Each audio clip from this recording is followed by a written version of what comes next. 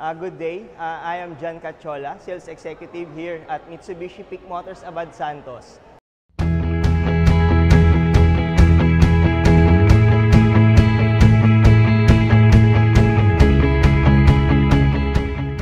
So today, I will present Triton GLX automatic transmission two-wheel drive.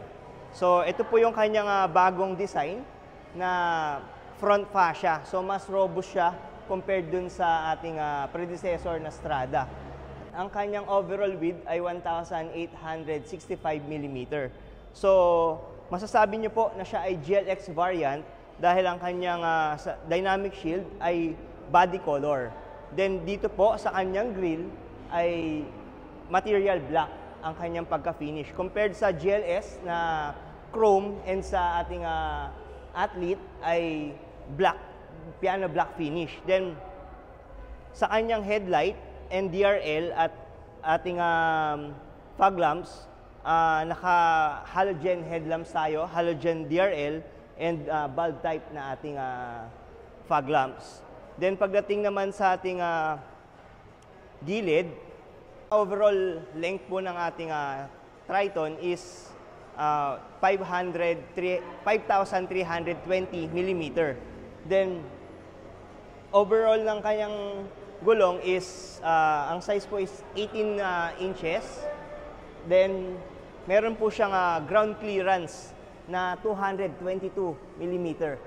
Ang overall height niya po is 1,795 mm.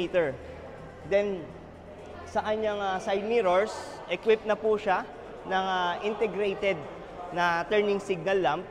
Then pagdating sa kanyang door handles, equipped na po ito ng chrome door handles. Then meron na rin po siyang black na stepboard.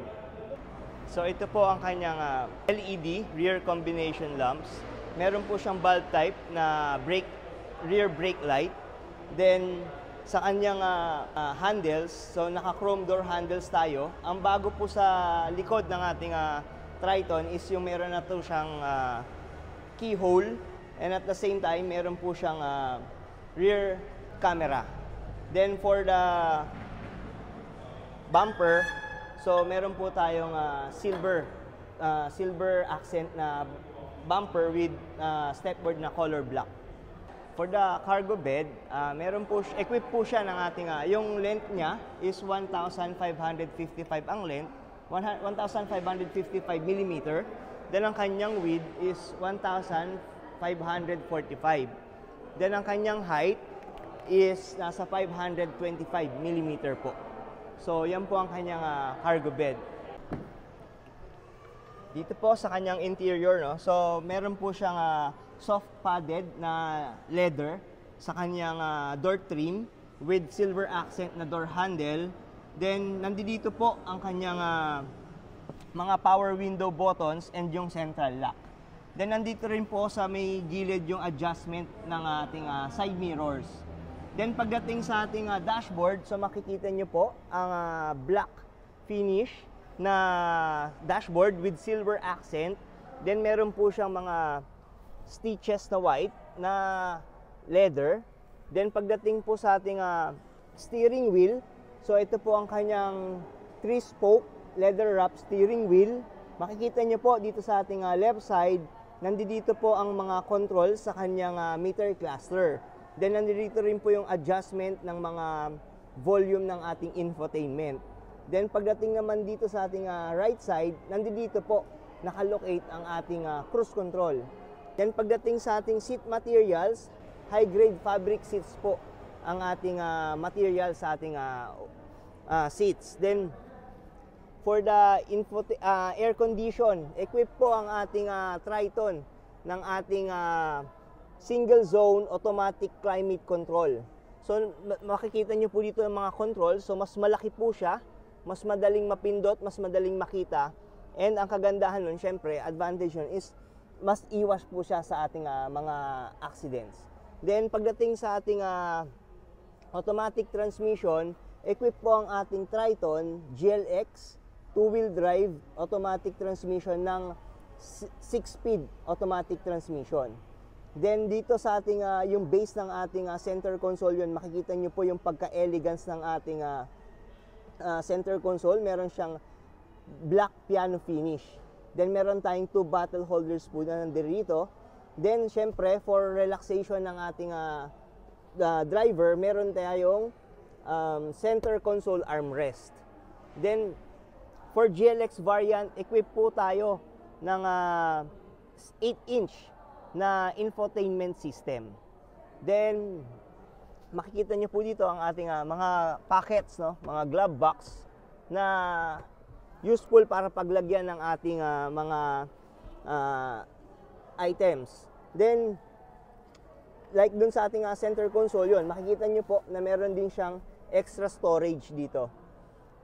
Then for para makonect po natin ang ating mga gadgets, cellphones, so meron po tayong charging ports na nakalocate dito po sa may bandang baba for USB Type-C and USB Type-A. Then meron po dito 12-volt sockets na pwede nyo pong additional na socket para sa ating mga power outlets.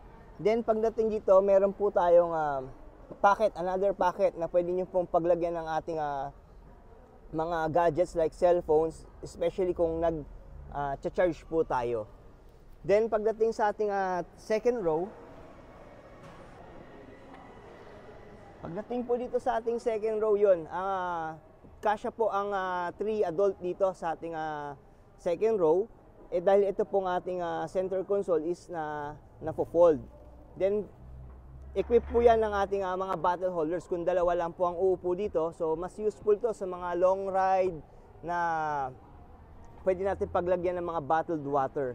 So yan po, natutupi po siya once na mas marami tayong maisasakay. So yun, equip din ng ating high grade fabric seat. So makikita nyo, no, napakaganda po ng details ng ating upuan. So mas relaxing ang ating mga passengers dahil sa ganitong texture.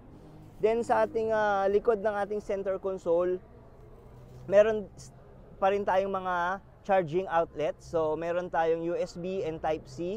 Then meron din po tayong 12-volt sockets.